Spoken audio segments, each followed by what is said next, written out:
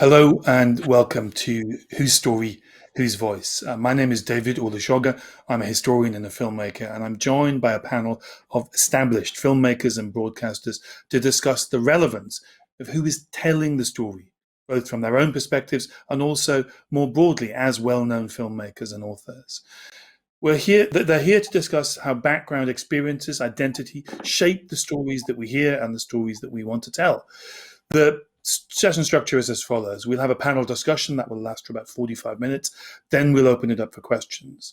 So the panel will run for about an hour, and please put your questions in the chat, and I'll try to get to as many of them as possible at the end. And during the course of our discussion tonight, the panelists will be showing clips of their films, and they'll bring up those clips at the appropriate moments. So can I introduce our panel? I have Amber Haque, who is a journalist, a producer, and who was cited at Edinburgh Festival's Ones to Watch last year. Amber is currently investigating and producing a new sensitive access series for BBC Three. Liza Williams is a BAFTA-winning documentary film director who has made both journalistic and observational documentaries, and recently the Yorkshire Ripper Files for BBC Four, which was singled out for the new perspectives and the voices that she brought to the victims.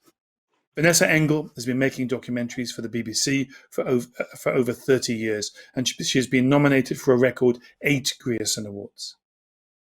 Xavier Alford is a filmmaker whose most recent documentary, Locked In, Breaking the Silence, won a BAFTA for Best Single Documentary at the weekend. It was for BBC Storyville, and it follows his personal journey of learning to live with a diagnosis of a rare disease. Akala is a hip-hop artist, best-selling author and broadcaster, and some of his best-known work alongside his music is Hip Hop Shakespeare Company and his acclaimed book, Natives, Race, Class in the Ruins of Empire, published in 2018. He's currently making a series for BBC Three with the working title, Class, Race and Empire. I'd like to start by asking the panelists how personal does their work tend to be? Can I start with you, Vanessa, please? Yeah, sure. I mean, of the 60 films that I've made, I think about half of them have had a very personal starting point. Having said that, none of them have actually been first-person narratives about myself. So about half my work has had sort of personal content. And then at the other end of the spectrum, I've made films where I was an outsider. And I suppose maybe the one that's most relevant for the purposes of this discussion is a film I made called The Funeral Murders, which was a story set in Belfast in Northern Ireland, where I was telling a story about communities to which I have absolutely no connection. Can I ask the same question to you, Zav? In terms of, I got distracted because my dog started barking. I knew this would happen. Shall I come to you at a quieter moment? I think it's being sorted now. Someone else go first. The dog's getting sorted. I've sent relevant texts. I'm sorry. Akala, your work, how personal does it tend to be? It's a mix, really. I mean, obviously, my stuff with the Hip Hop Shakespeare Company, and I did a story on Homer's Odyssey, which obviously wasn't personal in any direct sort of lived experience sense. I did a documentary called Life of Rhyme a few years ago, which was about sort of UKMC culture, which was personal to me as a hip hop artist. So things are broadly reflective of my interests, whereas something like Natives is obviously directly a life. Some of the other stuff I've done is more reflective of my interests than of my life directly. Obviously, I'm not Greek, but I'm interested in the classics, for example. And actually, there is something quite subversive about somebody like me. You know, I didn't go to college, didn't go to university, even though I could have. That was personal mistakes because I did very well in high school. Presenting a documentary about Homer's Odyssey, we wouldn't have seen that probably 20 or 30 years ago. And so I think it's about, for me, really intellectual ownership is something I think about a lot, and who gets to lay claim to which stories and why, and who gets to be custodian of certain things and why. And so in that sense, there's a personal mission about what I choose to do and not to do, even if the work directly about my life and my story and my community, so to speak. Xavier, I think we're in a period of canine silence. Can I return to you? You've just made and won a very prestigious award for a personal film. Yeah, I have, and but that wasn't the sort of normal. It's not the normal way of my films tend not to have me in them at all, and I've really tried to avoid being in them. And the last film I did before Locked In was a series called Drugsland, or a film in a series called Drugsland, and I sort of took the decision there to not be a presence at all and try and borrow more from drama tropes so that the film felt very immersive with these two key characters. And I had to sort of train them early on when filming not to talk to me and not to ask me questions, and sort of create this sort of filmmaking grammar to avoid it. But obviously with the last film, that all went out the window, and I had to work out how to film myself and tell my story, and the story of others as well. Sort of quite reluctantly tell my story to begin with, if I'm honest. So there was reluctance to put yourself at the center, in front of the camera. Yeah, it's a career of trying to avoid, feeling like it's a professional faux pas to be in your own film, to then being the sort of one of the key subjects in it, and trying to do that in a way that felt like I wasn't just sort of curating what everyone would see of me, and make sure that it felt honest and authentic, and give some agency to other people that know me. Amber, could I ask you? Your background is in current affairs journalism, where again there is this presumption that the journalist should not become the story. How personal is your work? Yeah, you're exactly right. I am very used to the world of journalism and news, and having that detachment and no personal involvement beyond that initial curiosity. And it's interesting. I'm really in the thick of filming at the moment for this BBC Three series. It's the second series of Hometown, and the premise of Hometown is the very personal journey that you go on. So this is in my hometown of Manchester, and when you ask that question, how personal is our work, I don't even know what personal means to me, really, because I have working class Pakistani family on my dad's side. On my mum's side, I've got my nana was a white Scouser who married a Bangladeshi, and I went to school with a lot of girls from a very wealthy part of Manchester. So that identity crisis and that confusion that I grew up with is a very central part of Hometown now, because we are looking at two very sort of sharply contrasting worlds in one city, very much through a story that's become the talk of the town, and raise some uncomfortable questions about a class divide here. So yeah, it's very unusual for me to be interweaving such a personal narrative.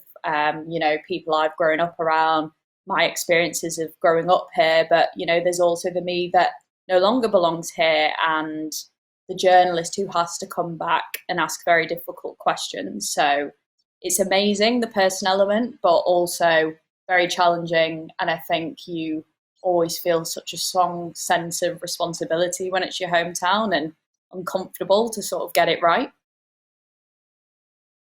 And this role, this social role of the documentary maker, the storyteller. I mean, how do you each define it? Could I ask you, Liza, what is the role of a documentary filmmaker? I think it's obviously really broad, isn't it? I think, to me, it's about putting the contributors sort of front and centre of the film, no matter how that film is, no matter the grammar of the film, whether it's authored or whether it's observational. It's about making sure that they are the most important element.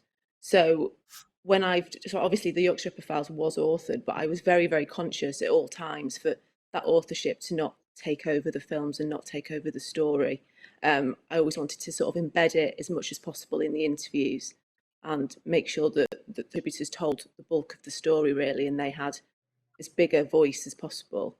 I think it's strange, isn't it? Because I think a lot of people talk about documentary makers, trying to find the truth, trying to, reflect the truth in their films, and I think it's far more complicated than that, because the person directing the film is going to see the truth in a far different way. The perspective of the director or of the author or of the presenter is always going to come into that, and it's going to change the way that the aspects of that story are told. So I think it's about a balance there and making sure that that perspective doesn't go too far and doesn't doesn't blind, isn't misleading, I suppose, in most ways.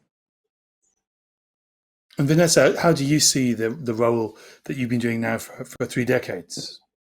Well, I think that as a filmmaker, you're not necessarily an expert. And actually, whether you're making a very personal film or whether you're making a film where you're a complete outsider, you're always learning along with the audience. So when I did Jews as a Jew, I did it because I knew very little about what it meant to be a Jew. So, that might look like I was making a film about my community, but it's not my community. I'm a secular Jew brought up with no knowledge of what it meant to be Jewish. So I think that I think you're always learning along with the audience. And I think one of the other important things I feel is that whatever the film you're making, you're always bringing an outsider's eye. I mean, documentary makers are always spectators, even of their own lives. I mean, it's one of the difficulties about being a documentary maker, that even if you're not at work, you sort of experience the world a bit slightly at a distance. But I think it might be useful to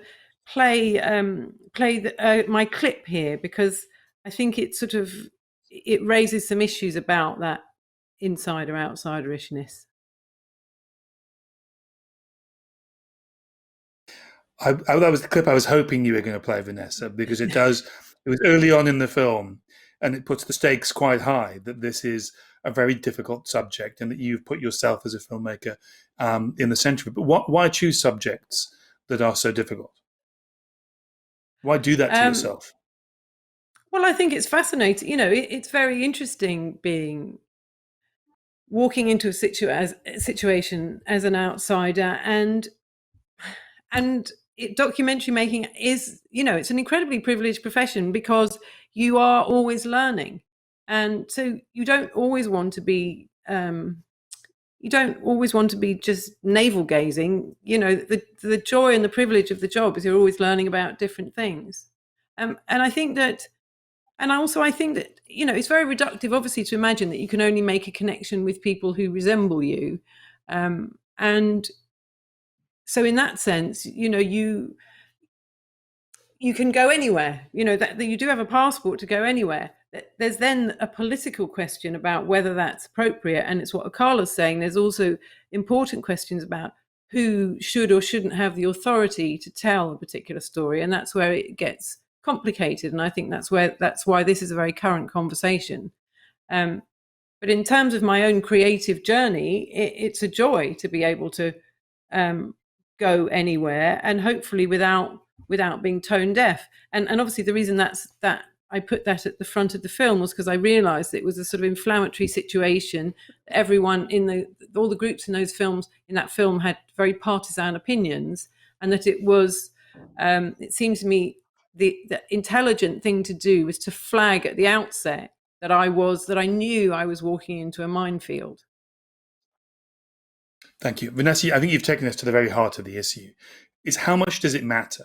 How significant is it that the person telling the story has some form of connection, whether it's a direct participatory identity relationship with the subject of the film, or can anyone make any film about any subject? And I think that's what we need to spend the bulk of our time that we have this evening discussing. This is a provocative question, but I mean, I'd like to ask you, are there subjects that you think you would never go near because you don't feel that you have the authority, you wouldn't want to put yourself in the position of telling those stories? Can I ask you that, Xav, first? God, yes, there would be stories. I mean, it's hot. I haven't really thought too much about what those specifics would be, what they would be, but I think that I think a lot of this is to do with the current political climate, a sense of the sort of zeitgeist of the, and I think there's a feeling that certain subjects need to be addressed by certain people, or a film about a certain subject from a particular person's perspective that's fresh or surprising or new, or a sort of reassessment of that is vital. And I think there are certain Black Lives Matter and the events of last June has caused a complete shift in a rethinking and thinking that should have been happening for a long time about who's making certain films and whose stories are being told by who and why. But I also agree with Vanessa that I don't think that the way to go is to be completely reductive, because I don't want to sort of close doors for myself in terms of what I could potentially make a film about now or in 10 years' time or whenever. But I do think, you know, that there's a degree of sensitivity and feeling and reading the room, as Vanessa said, as she put it. I mean, one could argue that what's happening is that there is a moment of reassessment, because for most of its history, documentary filmmaking has been dominated by white European men who were felt entirely empowered to tell the stories of anyone. So, is it perhaps the case that what we're going through now is an adjustment in which we need to look back at the history of documentary filmmaking and look at some of its presumptions? Can I put that to Akala? Yes, and I think there's also, as you'll always know with me, the issue of social class here. You know, growing up, I don't recall ever seeing a documentary presented by a Welsh accent or a Liverpudlian accent or a Glaswegian accent, just white European men, but white European men of a certain social class. And I think one of the reasons I like to tell particular stories from outside of quote unquote my community is precisely because I think one of the pervasive myths of enlightenment liberalism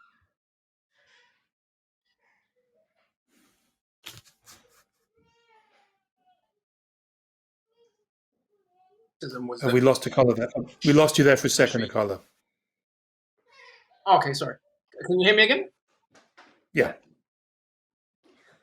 I'd love to see a documentary maker present as Pakistani, so long as it was sensitive to the subject, right? This idea that identity is the primary reason. I think the danger is when you have one who are conditioned by their perspective, no matter what we believe, we're not objective in that way as human beings. The challenge is being humble to the subject. Another perspective, if I want to tell a story about women, for example, I can do that, but I've just got to be aware that I'm opening myself up if I'm not sensitive to the subject. And so I think the most important thing is really that the person knows the subject, is sensitive to the subject, is real to the subject. But I think there is no, we definitely better to have a range of perspectives than to just have what we used to have 20, 30, 40 years ago. And I do think we're going through a painful adjustment process where you don't have to sound like Steve to be on the television or to be considered clever. And for some people, that's really difficult to adjust to. But I think that can only be a positive definitively and say, right, you have to be from a particular community story. Because actually, sometimes an outsider's perspective is really unique and really interesting and really refreshing. But there are stories, I'll wrap up on this, that I would avoid myself, not based on identity, but based on not knowing enough. I think really set periods of history that I know about. It's also important to have the humility to say, look, I don't know enough. It's not my area of expertise. I haven't got time to get up to speed, get someone better qualified. Thank you. Amber, you're someone who's been making films about these very big divisions of class, as Akala mentioned. Do you think that that it is possible to, in some ways, see something fresh and new that would not be apparent if you were part of the community that you're contrasting and investigating? Yeah, I have definitely found so in some very surprising ways, I think. Absolutely looking at things through the lens of class over race in this instance. And just a quick example, last year, Hometown is a very reactive series. We know our start point, which is a case of a killing which has happened in a very rich part of town, but where we're going to end up, I've got no idea. And last year, I actually ended up falling into a bit of an unfolding narrative in a predominantly Black community in Manchester. And it was just weeks after the death of George Floyd. And I really had that tension in myself in thinking, am I the right person, to be telling this story? I mean, it's just unfolding, but what has transpired is actually a very sort of fascinating ecosystem of so many issues that are affecting, Britain today. And actually me having that sort of detachment in not being Black has asked me to allow some questions and really drill into some of things. Like, for example, I found that some Black Muslims in this area are feeling very alienated. They, because of their faith, they are suffering from PTSD, from fleeing war zones. But it's allowed me to interact with our more well-established Black community, who have lived, been my neighbours for years, and they've lived through the challenges and have that intergenerational trauma from all the prejudice that they faced in Manchester over the years. And what we try to do with Hometown is we interweave, the very live current situation with what we call history hits, where we try to really understand the changing demographics of the area, the influx of our newer migrants, and how that class divide is sort of featuring in all of this now. So it's just been fascinating, because I feel like we have to go back to understand where we are now. And that's, I think, looking through this class lens and understanding, you can't just go to Manchester and do a series about Manchester. People in Cheetham Hill want me to do a very different story to what the people of Wythenshawe want me to do. So I think it's showing it that respect, and knowing when I rock up to a live unfolding crime scene, I have to speak to people in a different tone. I don't change my accent, but I understand how to speak better to their lived experience. So it's definitely not been a race thing. Now might be a good point to play the clip, please. Please do. They've made like a music track and they're talking, bigging up like drilling, shanking, blading. And I can see all these streets from Moss Side and Hume. It makes it feel so real and so close to home. It doesn't feel like, the music videos of like gangster rap I used to listen to back in the day of like 50 Cent, where it kind of felt a bit far away. This is literally on the doorstep of where I grew up. It almost would be a joke if it wasn't so horrifically brutal and violent and based on a 17-year-old kid that has lost his life and is genuinely never, ever coming back again. I think that clip in some ways... Carry on, please. Sorry. Oh, sorry. I was just going to say, I'm realizing we're wearing exactly the same filming out in exactly the same room, because we are currently filming right now. So this is all very live. I wanted to play that one because I feel like as a standalone clip, that could be very jarring. I'm a South Asian woman. Why is this South Asian journalist giving an opinion? And you're not seeing any of the context of what I'm playing you there. You can't see the video. So you don't see the skin color, the class, the gender of what I've just watched. And that may give you some indication of the lens in which we're sort of looking at all this. But I think Hometown allows you to refreshingly look at things and give your emotive reaction to stuff. I was watching that. I can see my streets that I've grown up around and I've discovered that after embedding myself with families very closely connected to that situation, the mom of a lad, even on the other side, that you're rapping about. And I think it's just a good example of we have that shared experience, but, we are worlds apart. And I think it's just refreshing to be able to engage with that in a very heart on my sleeve personal journey and be honest with the audience that sometimes I'm worried about getting it wrong. Sometimes I feel anxious. But, I will ask challenging questions to hopefully get us closer to the truth. Thank you.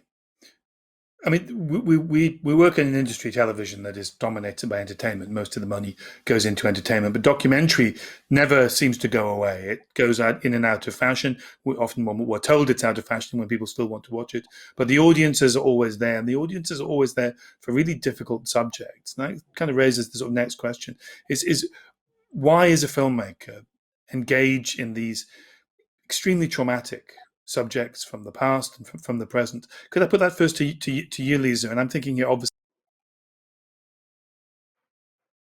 about deep resonance many years later. Why were you drawn to that subject?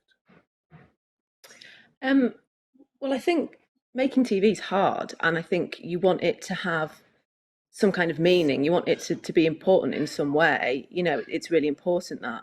And this story, I think it was such a complicated story in lots of ways. And there was also a lot of established understanding as to why things happened the way they did. And I think everyone knew that the Yorkshire Ripper investigation was a pretty poor investigation from the police. But I'm not quite sure that anyone had ever got under the skin of it, you know, properly in terms of the reasons why it was so poor. And what I really wanted to explore was how, you know, deeper seated misconceptions and prejudices in society led that investigation to be so bad. You know, it's not just the police that got it wrong. The media are to blame. People on the street, you know, were reflecting the views of what the police officers said. It was something that, you know, was entrenched really. And so I really wanted to delve into that properly and to add, you know, a new perspective, I suppose. And like, you know, like some of the other panelists have spoken about, you know, I'm a northern woman, I'm from a working class background, so I felt like, you know, I was in an okay place to tell that story, but I don't have a direct connection to that story. I wasn't born, you know, and I really did think that that outsider perspective meant that I could look at it in a completely fresh way. I remember one journalist spoke to me and she hadn't watched the series before it went out, and I could tell that she was a bit annoyed. I think she was around at the time, and I could tell that she thought, what right do you have to tell this story? But I felt that if I had been around at the time, I wouldn't have been able to step back and notice what the problems were and notice why these things happened. And I think it gave the film's clarity that it was somebody that had no direct connection and was looking back all these years later. That was what was really important to me. And you have a clip of the Ripper Files. Yes, yeah, if we play that now, yeah. Olive Smelt had been attacked in 1975. Her daughter, Julie, was 15 at the time and remembers her mum's account of that night vividly. She said, just from nowhere, this person appeared. She said, and I thought, where the hell's he come from? And he just said to her, well, it looks like weather's broke, because we'd had an amazing hot summer in 75. It was the hottest we'd had for years and years. He says, oh, he said, it looks like weather's broke, doesn't it? So he actually spoke to my mum, and she said yes, and that's the last thing she remembers. And she always stood by and said, it's not a Geordie. That person that spoke to me did not have a Geordie accent. He was a local Yorkshire man with dark hair. And did the police speak to her about that? Did the police ask her? Yeah.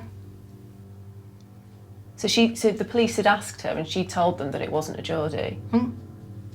Over and over and over again.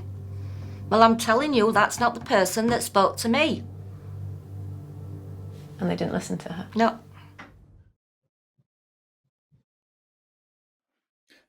I suppose the reason I wanted... Sorry. Let's go on this. I suppose the reason I thought that clip was important is, you know, the thread throughout the films is that women weren't listened to ultimately. You know, at every level, women weren't listened to, especially women from working class backgrounds weren't listened to. And I think there, like I was saying before, I wanted Julie to tell that story, but I think I was very careful. My authorship is sort of pointing the viewers to what they should be looking at, trying in the most subtle way, you know, trying to be subtle about it. But so I have a presence that is bringing the audience to those important points, but I didn't want to sort of overshadow her. She needed to tell that story, and she needed to be the main driver of it. And I know that the view as filmmakers is that we should be able, if we're alert and aware and sensitive enough, to be able to tell stories that are beyond our personal experience and beyond our identities. But I have to say, watching that clip, Liza, if I imagine dubbing that clip in the voice of an interviewer, being the sort of male Oxbridge voices that until very recently absolutely dominated documentary, that would be a very different clip, and that interview would not have gone the way that it did. Yeah, absolutely. And I think that is important. You know, I think that it was very important that a northern woman made those films. And you're right, the interviews wouldn't have been the same interviews, and I might not have got the same access. You know, I think that is ultimately really, really important. Yeah, it was central, but I don't think having a direct connection with the story was necessary in that case, but sometimes it is. Vanessa, you're another filmmaker who's been drawn to difficult, challenging subjects. Why? What is the attraction? What is the challenge? That's a difficult question, David. I think actually almost always I'm drawn to subjects that speak to me in where I do have some kind of a personal connection. And I think it's not a personal connection. It's not like that person's like me and I want to tell this. It's not, you're not sort of playing snap with your subject matter, but there is always a personal connection. I mean, even when I did the Northern Ireland film, it was nothing to do with me. It was a community that has no points of intersection with me or my life. But the way I found my way into the film when I first went to Belfast was that I was really gripped by the fact that everybody I spoke to had a narrative that conflicted with everybody else's. And so that's very personal. That's very personal. You know, you can find a parallel to that in your own life, that members of your family all remember a particular historical family event all in completely different ways. So I suppose that's the point I would make, is that the personal connection doesn't have to be a black filmmaker makes a film about a black community. It could be I'm making a personal connection, that I'm fascinated by competing narratives in relation to reality, and that's what I found in that story. So you see what I'm saying? I think you can find a way in that feels quite personal, but not in a sort of literal minded way. We have these two tensions in documentary making at the moment.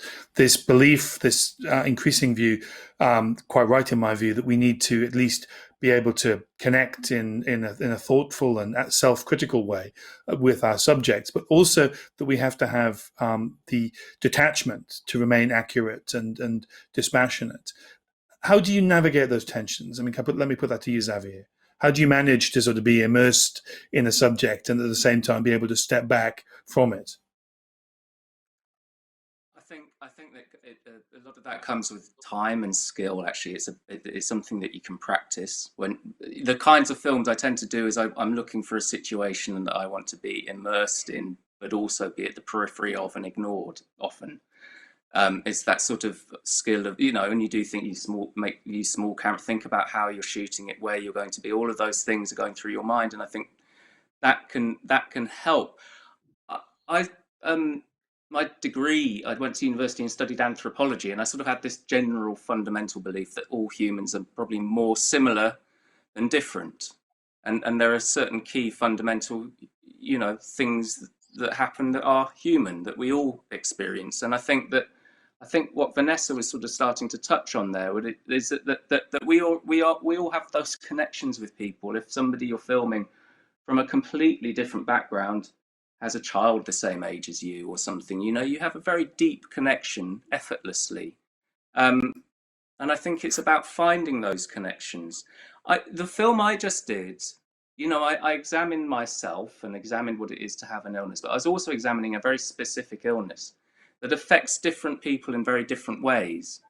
And a lot of people that have this illness, and I think you get groups of people, communities that join together to discuss the illness that they have an ownership of it.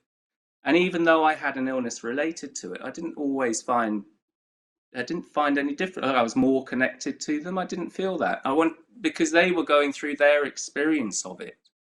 And of course there are overlaps, but I didn't feel a sort of getting access was definitely a lot easier, but and I had a brilliant team helping me with all of those things. It definitely helped that I had a connection, but I didn't feel that it made a huge difference to how I was trying to. I still needed to feel detached. I still needed to detach myself from moments that were sort of inner turmoil was going on, frankly.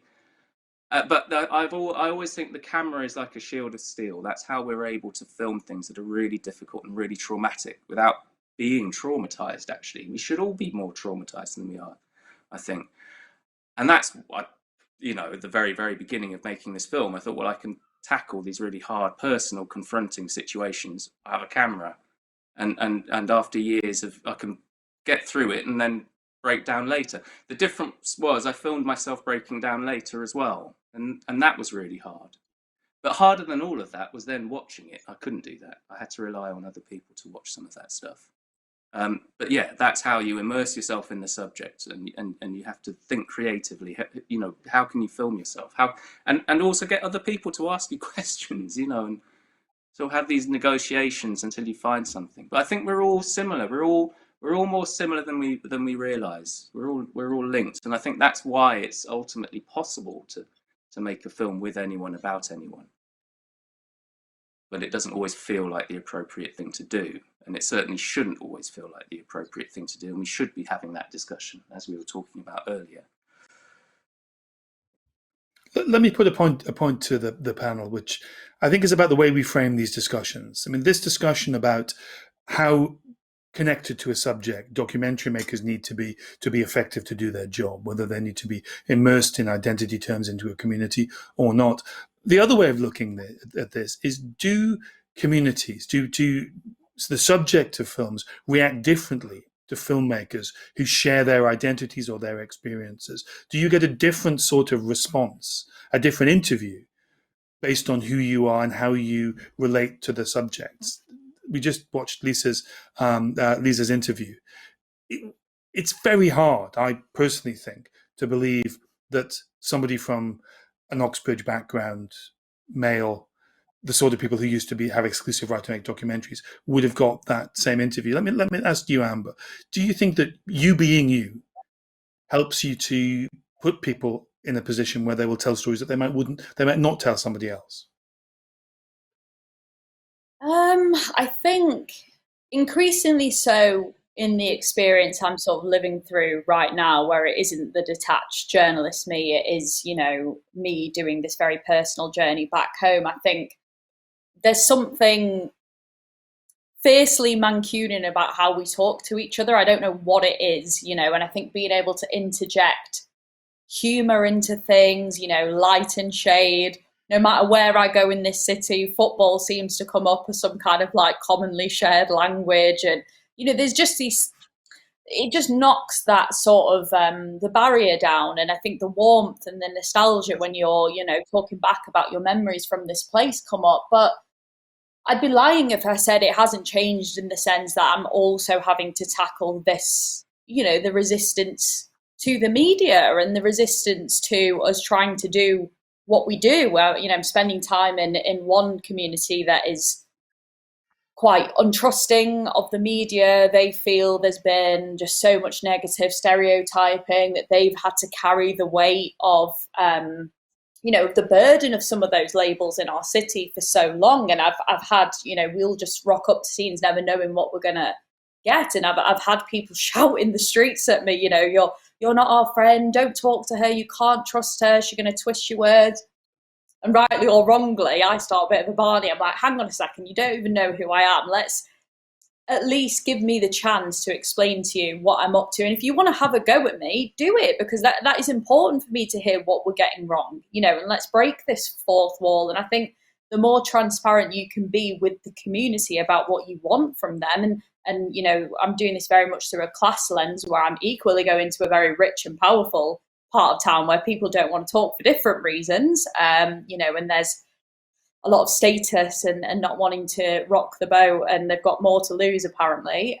But the more we engage with it in that tone, I'm finding the barriers are breaking down slightly, and I'm constantly just trying to, you know, zoom out of what I'm hearing from these communities and the personal testimony, you know, and trying to get these hyperlocal issues to have a very broad universal appeal, because they do. And I love that about hometown. You know, local journalism, local stories have been defunded and pushed to the side for so long, and these stories don't necessarily sometimes make national headlines, but they have huge impact on, you know, the reality of these communities that interact and live and work and exist, you know, all around these issues in their day to day. So yeah, it's been a very interesting experience so far. Thanks. Akala, can I put that thought to you? I mean, is one of the arguments that that we need to diversify who gets to make documentaries. As Vanessa said, a very privileged job, not just because it is about justice and equity, about who has access to be working television, but because without that diversity, certain people will never tell their stories as openly and as fully as they would if there were people who looked like them being the storytellers. Oh, absolutely no question about it. But again, it also comes down to bigger layers than that, right? If I get hold of a Nigerian billionaire who grew up in Kensington to tell the story of my Nigerian friends who grew up on North Peckham Estate, they might him as much, even though they look the same. If they know there's things that he's not going to understand. So yes, absolutely, ethnic identity is important, and some level of identification and diversification and all that stuff is important. But your connection to an underserved community. Pardon, sorry? Sorry, I meant in the broadest terms: race, class, gender. We've had very, very narrow groups of people who got the access to be documentary makers. Oh, is there? What is the power? Sorry, I spoke over you. The technology is causing us problems.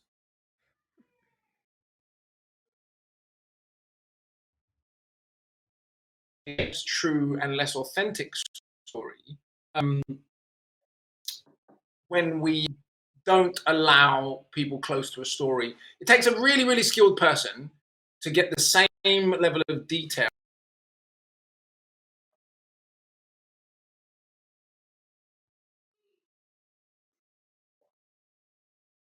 and even know what outsider's perspective has serious limitations.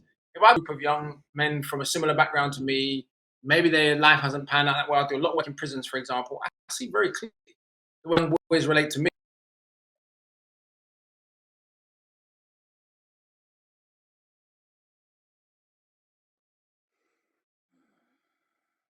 In the way that, rather than, as I say, like just the way you speak to people absolutely means they're going to tell their story differently. They're going to be more willing to open up. You're going to get more authenticity, more honesty, more self.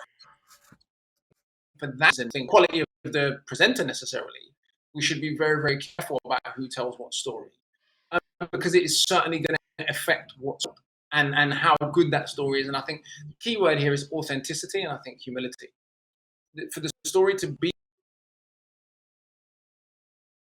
authentic, especially when dealing with difficult subjects, to get the layers of authenticity you need to make a great documentary without knowing the nuances of the community that you're coming from. Very, very difficult, and definitely is something that I think needs to be factored in to just thinking about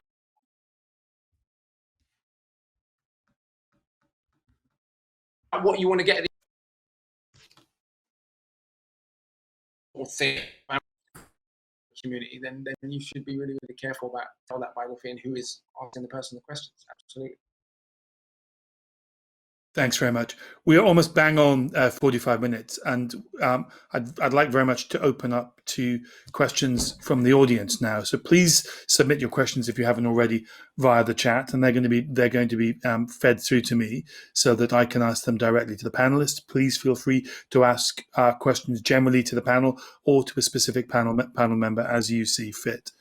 I'm just waiting for the first of those questions to come through.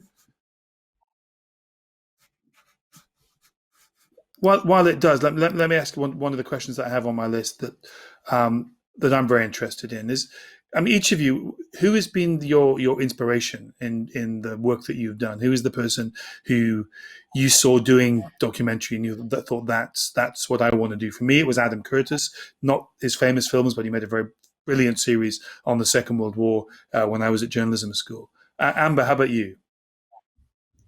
Oh, well, you just took mine off me, actually. I love Adam's work personally as well. That combination of the poetic archive, just compelling journey. But I was having to think actually before about, in relation to this particular topic, some of the things I've sort of enjoyed recently. And I loved Collective. It's something I think about a lot as we're doing Hometown in a very different way. This sense of a very patient, methodical documentary that had so much depth, and you're watching these journalists at work who clearly care, about these people, feel their pain on a level we couldn't imagine. But, you know, we're really watching them go about their work in almost real time, you know, to bring us the facts, whilst also going back and digging into the history of that country. And it's just something that I think about a lot as we're doing what we're doing, not to mention, you know, the insane corruption that they uncovered by doing so. Thank you. Vanessa, how about you? Who is your inspiration? I was a bit of a weird teenager, and I just used to go and see sort of art house movies all the time, and I didn't really watch that much TV. I think my favourite film when I was a teenager was a film by a director called Les Blank called Burden of Dreams, which was about the making of Fitzcarraldo. But it was just a crazy, crazy story about crazy, crazy people. And I think that's what I loved really early on was the documentary, like the same reason that we read, isn't it? It's just to bring you worlds that you don't know about and things that astonish you and amaze you and make you open your eyes to experiences you haven't had. That is a great film. It's a brilliant film. Xavier, how about you? Oh, I've got so many people that I've worked with that have sort of inspired me.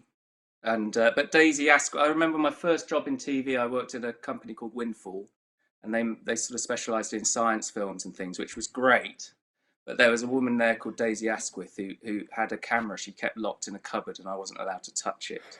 And she'd go off and come back with, you know, essentially a short film at the end of the day. And I thought that really appealed to me. And I didn't ever get to work with her, but her films, she made a film about, was it 15, a series called 15, which was really incredible. I remember just seeing that, thinking the directness and the immersiveness of it. And then I got to work with a director called Sarah Hardy, who made a film called Wounded. And she was the first person to actually let me touch the camera, and then so she was a huge inspiration. But there have been many people, loads of people who I've learnt with.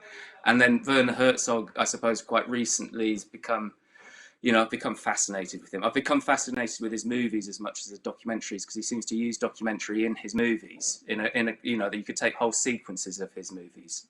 They would feel like documentaries, and I think there's something in that for us filmmakers to look at. So a lot of love for Verna Herzog from Zav and from Vanessa. Carla, how about you? Probably John Pilger, to be honest. Mum was a huge fan of his documentaries, and she was a very political woman, and so probably his documentaries more than any others were the ones I remember watching as a young person. Sorry, pardon me. Wow. No, I remember watching and being really inspired by, probably John if I was going to. And he's still going. Absolutely. Liza, how about you? Inspirations? Well, it's a mixture, isn't it? Things you've watched and people you work with. I mean, I used to be Vanessa's AP, and Vanessa was a huge influence on me. I mean, we were talking before about people interviewing people and interviewing people. You have to have a sort of commonality with them. But Vanessa could interview absolutely anybody and get an incredible interview. And it was working with people who are that brilliant is a huge privilege, isn't it? And has a big influence, I think. I've always loved Paddy Whittle's films as well. I think what's interesting about his films is the authorship, is often quite central, but he doesn't have to be from the place that, he's making the films about, the series about the women's prison. You would automatically think that a woman should have made that series. And maybe you might have got a very different set of films if they did, but that doesn't diminish what he made. He still had a really amazing connection with those people, and that was very, very central to it. Thanks very much. Lots of questions have come through on the chat. The first one is to Akala. It's a very simple question. Do you think we're underestimating our audiences, what they can engage with? Absolutely. It's a central part of my entire thesis about entertainment, about popular culture, about books. There is a real problem in Britain, which I talk about quite a lot, and it is in a way, I think, quite British and a product of the British system and the entire way our education system socially engineered and so on and so forth, where it just isn't that cool to be that smart, especially if you don't sound like Stephen Fry.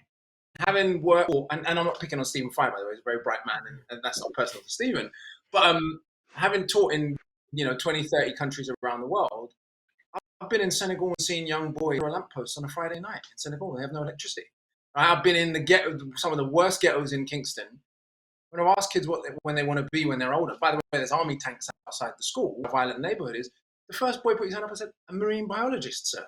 So how does a 12-year-old boy living in a corrugated iron shack in the ghettos of West Kingston even know what a marine biologist is? My rich children in Jamaica know that. And so there is a real dumbing down in a way, I think, of popular culture, of what we think the audience will get, of what we think they're like. My own book showed me that. The amount of young men who've written to me from prison who said, oh, this is the first book I've read in years. And it's supposed to be a challenge in social history, all that sort of stuff. So I think we really drastically underestimate our audiences, our working class audiences in particular, and talk down to them in some ways. And I think there's a real scope to push audiences, to challenge audiences, to push the envelope. And I really, really hope to see more of it in the future. That leads on perfectly to the next question, which is a provocative question. I mean, do those from privileged backgrounds who have historically dominated this very privileged profession, do they need to get out of the way? Our questioner asks. Vanessa's nodding. Is that? Yeah, I am nodding because I think that there's some films I've seen lately. There's a film about a major black icon that I saw recently, and it was directed by a completely white male team. And I think that, times have changed, and I think there is a real sort of ouch factor when you watch that now. And the ouch is that it doesn't feel right, and it feels tone deaf. And there was another ouch, which I'm just thinking, wow, who are those guys who don't, if that were me, there is actually a major black icon I would love to make a film about at the moment, who I'm very interested in, I know a lot about, but I would step aside because I don't think that is for me to do right now. And I think that there are sort of historical wrongs that need righting. And I think that particularly on the issue of race and class at the moment, it is absolutely for people to step out of the way.